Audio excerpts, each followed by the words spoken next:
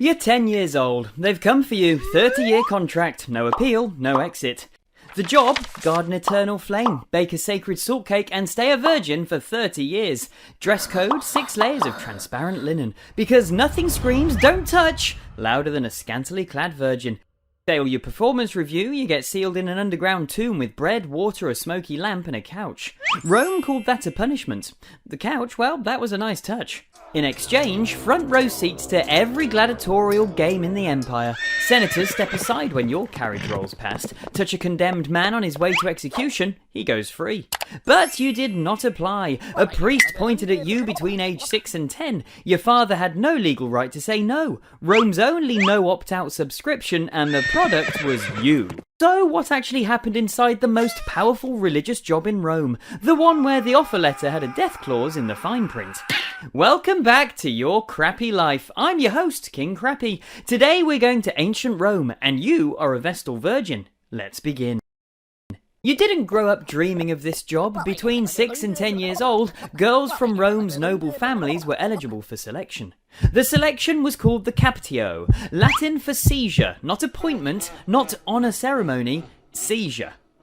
The Pontifex Maximus stood in the forum, assembled up to 20 candidates and drew lots. Rome picked its sacred workforce the way your office runs Secret Santa, except you couldn't opt out and the prize was a 30-year contract with a death clause. The father lost all legal authority over his daughter the moment the Pontifex spoke. Her family watched her go. The contract had 3 phases: 10 years learning, 10 years performing, 10 years teaching the next group. No early exit, delivered to a child who could not yet read cursive. No salary for the first 10 years, the stipend arrives later. In exchange for the childhood you just lost, Rome says, congratulations, you're now sacred property of the state. 6 layers of linen, in Rome, in July. If that sounds bad on paper, wait until you see what the actual job description requires. The job had 3 main components. Component 1, the flame. Deep inside the temple of Vesta burned an eternal fire. Your job, in rotation with 5 other Vestals, was to make sure it never went out. Romans believed the flame was directly connected to Rome's survival.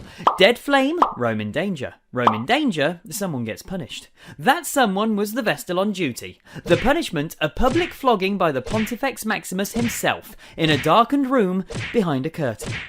Component 2, the mola salsa. The sacred salt cake only Vestals could make. Spelt grain, salt water, brine from a sacred spring, crumbled over every public sacrifice in Rome. No Vestal salt cake, no valid sacrifice. No valid sacrifice, no gods. The theological food chain started in your kitchen. Component 3, the relics. The Vestals guarded Rome's most sacred objects, including the Palladium, a statue of Athena supposedly rescued from Troy. You were the custodian of the things Rome's self-image was built on. And then there was the 4th component, the one that was also, somehow, load-bearing for the entire civilization. Rome had aqueducts, legions, a navy, 60,000 miles of paved roads, and after all that engineering, Rome decided the structural integrity of the empire also depended on what 6 women were not doing in their bedrooms. Break the vow, you were not just breaking a contract, you were physically corrupting the city's luck. The world's most expensive HR policy, enforced by a priest with a burial clause. The penalties for that line item are their own chapter, but first the perks, because they were genuinely wild. Here's the part every summary leaves out. The perks were extraordinary. Perk 1, legal personhood. Roman women were under the control of their fathers for life, then their husbands after marriage. You had neither. So you own property, sign contracts, make a legally binding will. Every other woman in Rome needed a permission slip to own a spoon. You had the only women's only 401k in the ancient world. Perk 2, lifetime access to Roman Coachella, the Circus Maximus, the gladiatorial games, every spectacle the city put on. High status Roman women were sent to the back. You sat closer to the arena floor than most senators. Perk 3, right of way. When your 𝗀𝗵𝗄𝗃 carriage was on the road, everyone moved. Senators walked, generals stepped off. You did not stop for traffic, traffic stopped for you. Perk 4, the pardon. If you encountered a condemned prisoner on his way to execution and the meeting was deemed accidental, your presence alone granted him a full pardon. Touch him and he walked free. Roman law, not metaphor. Prisoners' families were out here engineering traffic to make it happen. You were a walking legal override. So those were the terms on the good side of the ledger. Now the other side. Rome built a theology around the idea that if something went wrong, it was the Vestals' fault. Drought? Check the Vestals. Military defeat? Check the Vestals. Political scandal? Definitely check the Vestals. The penalty structure had 2 tiers. Tier 1, the flame goes out. The Pontifex Maximus was authorised to flog you with a rod. In a darkened room, behind a curtain. Not because you committed a crime in any modern sense, but because Rome's luck management system required a human body to absorb the blame for bad weather and bad outcomes. Tier 2, the accusation of unchastity. In Latin, incestum. The Pontifex Maximus investigated, often used torture on enslaved witnesses, and convened the Pontifical College to vote on guilt. If found guilty, led through the streets in a funeral procession while still alive, to a small underground chamber near the Colline Gate called the Campus Scurlatus, the field of wickedness. Inside, a couch, a lamp, a small loaf of bread, a jug of water. The door was sealed from outside. Rome argued this was not murder, because she had provisions. Rome didn't kill her, it simply removed her from the air supply. What the ancient sources record should be said once, plainly, and not made into a joke. Plutarch's Life of Numa and Dionysius of Halicarnassus both document this punishment. The man accused of being her lover was publicly whipped to death in the Comitium. These women were victims of a system that blamed human bodies for cosmic problems and enforced that blame with burial. The accusations themselves are where the story gets political, and that's chapter 5. 600 years of Vestal trials shows the accusations tracked political crises, not misconduct. Lost her virginity was ancient Rome's version of, we don't like your dad, and also there was a military disaster we need to explain. Before the cases, appreciate who ran this system. The man legally responsible for investigating, judging and punishing Vestal unchastity was the Pontifex Maximus. At various points that man was Julius Caesar, a man whose documented romantic portfolio included Cleopatra, Servilia and an undisclosed number of other liaisons.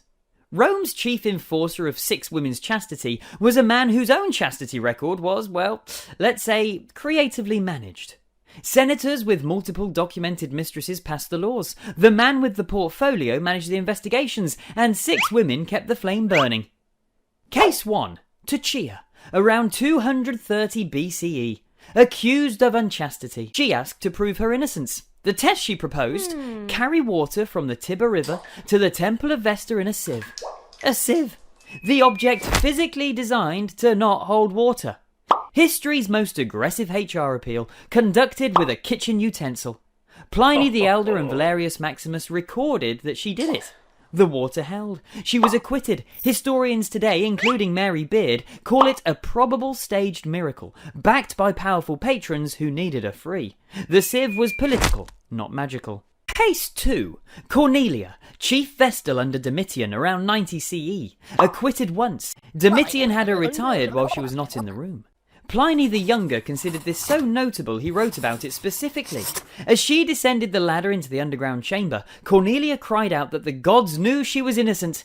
Her robe caught on the ladder. She freed it herself. She was 2 years from retirement. Political crisis? Check the Vestals. Military disaster? Check the Vestals. The College of Pontiffs had the power to convict without appeal. No jury of peers, no civilian court. A college of priests in closed session and a sealed door. That was the contract. The full contract, not the one they handed you at age 6. Rome didn't need Vestals because fire needed tending. Rome needed Vestals because the cosmic blame slot had to have a human body in it. The flame was the decoy. The burial clause was the product. The perks were real. The legal personhood, the front row seats, the carriage right of way, the pardon power, and they were the cost of compliance. Keep the flame burning, keep the vow, or the system will explain why Rome's misfortunes are your fault. The Vestals survived for over 1,000 years, from Rome's founding through the late 4th century CE, when the Emperor Theodosius extinguished the flame in 394 CE. Longer than Rome's Republic, the women outlasted it. Honour with an exit clause is a cage. So here's the question I want answered in the comments. If the Roman Senate offered you the Vestal package today, the legal independence, the carriage right of way, the condemned man pardon, and the front row seats, but with the 30-year virginity contract and the death clause still attached, what is the number in dollars per year where you sign? Drop it below, the highest number gets pinned. And if you thought a 30-year no-exit contract was crappy, well, next week we cover the Roman figure who made the Vestal Virgin's employer look reasonable. You will not see it coming.